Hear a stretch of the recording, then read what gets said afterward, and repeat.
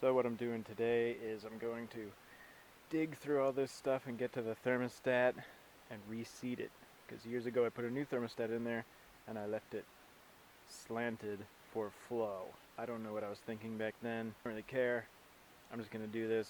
I want to drain the coolant anyway and put new coolant in here.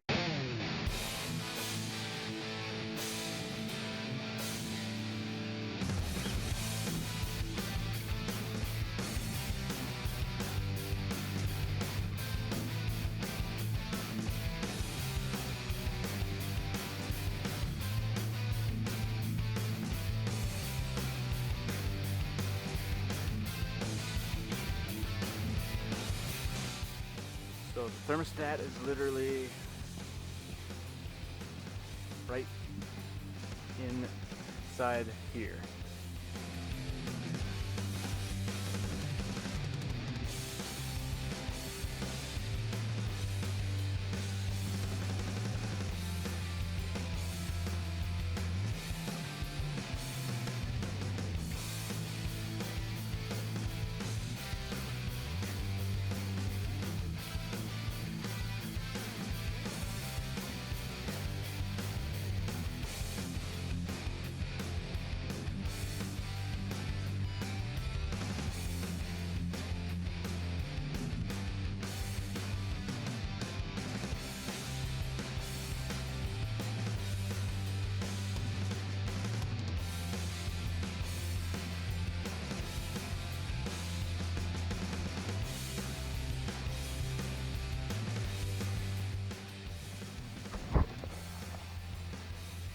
That coolant was pretty good still though.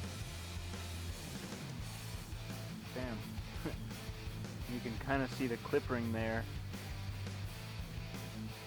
Right down in this area.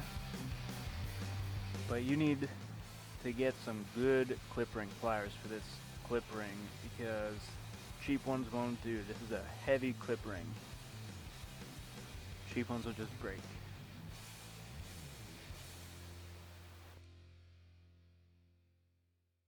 Yeah, the reason why I want to do this is because this thing would never heat up enough in the winter and I'd be freezing my ass off driving around in this thing. And I want to start driving it again. Might happen for this winter, might not. But in case it does, this is one of the steps I need to take. So now that that has drained from the top end, I'm just going to go under here.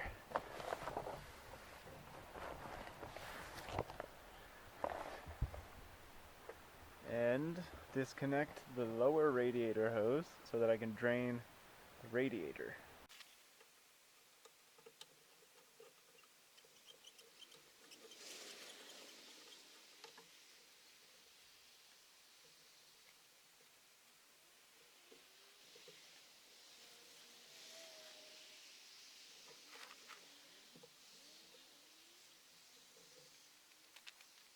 So I got the thermostat out. I didn't show it because the camera was in my way and there's just no room to get a good enough angle, so it wasn't really worth showing.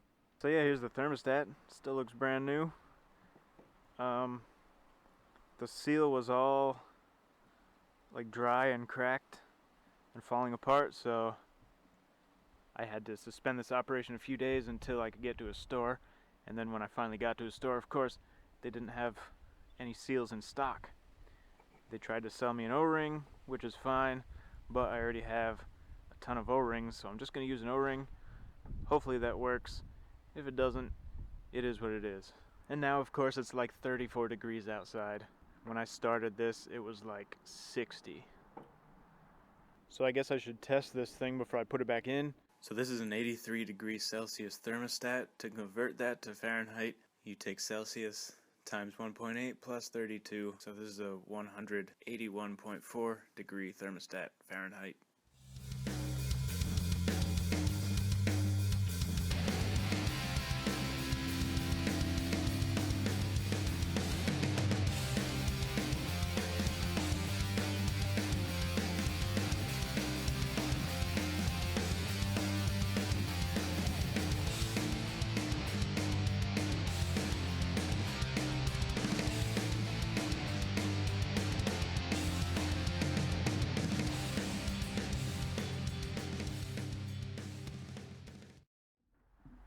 thermostat goes in like this. I use 3 super small dabs of grease to hold the O-ring on there. Yeah, a little unconventional. You don't have to do it if you don't want to. This is the angle that I got the clip in. I just got the top in and I reached my other hand down through here and I kind of pushed the bottom in and made sure it was in. This thing seats into this collar pretty deeply such that clip ring pliers don't reach far enough in. I had to modify these shitty clip ring pliers that I have to make, these used to be straight, and I just bent these over to make some really long prongs there. I also bent the handle a little bit accidentally, but that worked to my advantage. This is how long they usually are. So if you have a turbo, you're going to have another thermostat located inside of this little flange here. It's just held on by 2 bolts. It's really easy to get off. And then the little thermostat is in there and it just comes right out. I figured I'd check this one out too, since I have all this taken apart and it looks like it has failed. And luckily it is designed to fail in the open position so that nothing will overheat. I guess the turbo can overheat, I don't know. But yeah, look at that thing, it's so little. It's like the size of my fingertip. And these little thermostats are like 30 or 40 bucks. So this one's just going right back in there and it can just stay like this and hopefully the coolant heats up enough. I think it will. If not, it's easy enough to get to this again. So this flange gets sealed with an O-ring. When I got this car, this was leaking a little bit, so I put a blue RTV on there. And then one day I finally took it apart and put a new O-ring in there. So what kind of antifreeze can you use in here? You can use Peak Global. It's silicate and phosphate free. It's a really good coolant. I like to get the concentrated stuff so I can mix it myself. I've already mixed it in this tank right here, bottle I mean. And the bleeder screw is right there. Peak Global does come in a pre-mixed 50-50 ready to go, but if you do mix your own, make sure you get some coolant testers and make sure your coolant is mixed enough.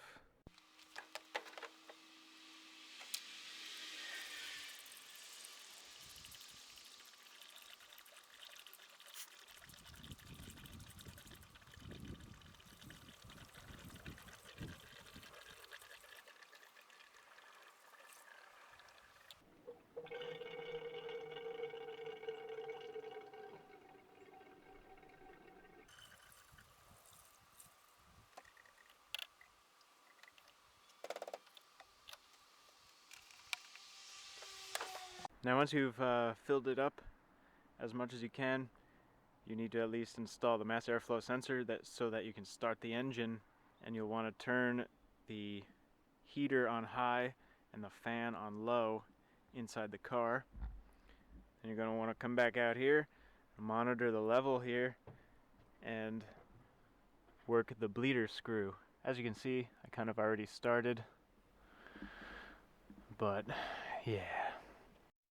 Once you see a steady stream of coolant and no air bubbles coming out of this bleeder screw and the fluid level maintains itself in the tank, then you're pretty much finished. You can put the rest of your car back together and be on your way.